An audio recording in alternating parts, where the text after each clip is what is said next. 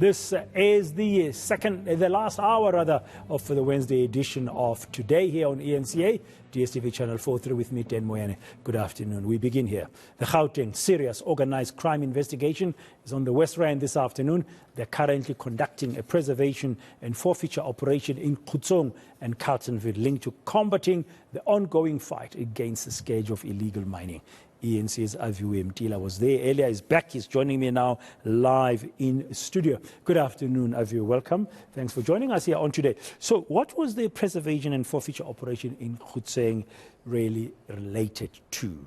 Well, illegal mining, Bradan, we're told that these are the big bosses, the kingpins of the illegal mining industry around Khutsong as well as Carletonville in the West Rand area. It dates back to October 2022 when the initial arrests were actually made and their assets were seized as well. We're told this is the third preservation order, and the particular one today seizing some 16 million rands worth of assets. That would include your houses and some of the cars, luxury vehicles that these alleged kingpins actually own. We are told that they're businessmen.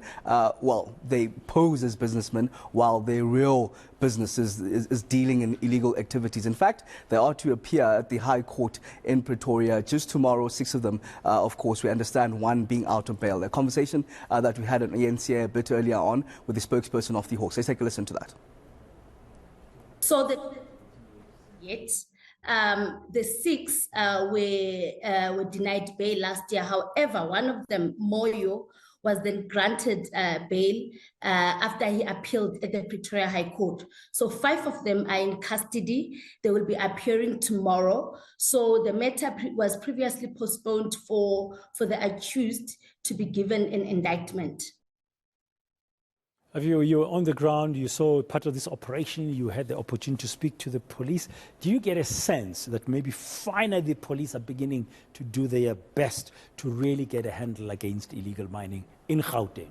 Well, they'd be accused of being reactionary in most of the instances, but you see them, for example, I was in Riverlea just a bit earlier on where we know, of course, over the past month there has been those gunshots that have been ringed out in the community, killing, the turf wars between the Zamazamas. We see the heightened police presence. Even when I was there this morning, there was a police nyala as well as some policemen in their uniform, quite visible, but we're told now that the mining activity actually happens in the evening when the police can't go on into these shacks. While they do also conduct those operations, they find very minimal of this equipment, which suggests that the information has still been given out to the very Zamazamas by police, more so the South African Police Service. In a conversation that I had with the local councillor there, suggesting that they're better off with the JMPD, where they actually get these goods and they get all the guns and weaponry.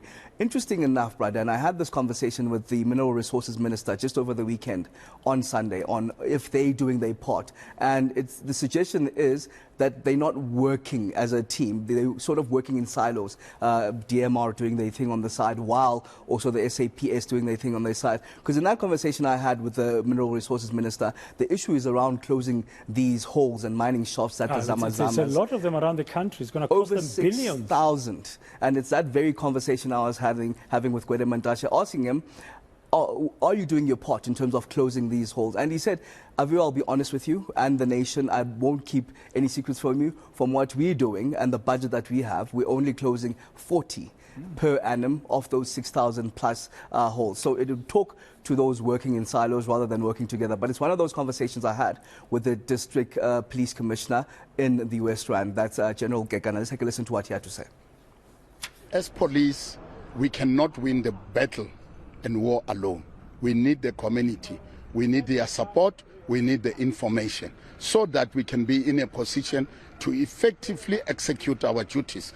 Any information they give us, we follow up, and that will lead us to come with this type of operations of the whereabouts of criminals and any place where criminality is taking place.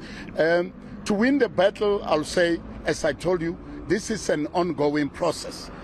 We are not yet there, but we are gradually, step by step, one by one, removing them from the street. That's what we are busy with. As long as any day, any time, we arrest, we attach, we seize goods, that to me is positive, which our community must realize that through their information, through their support, we are winning, and we will win this battle, I guarantee.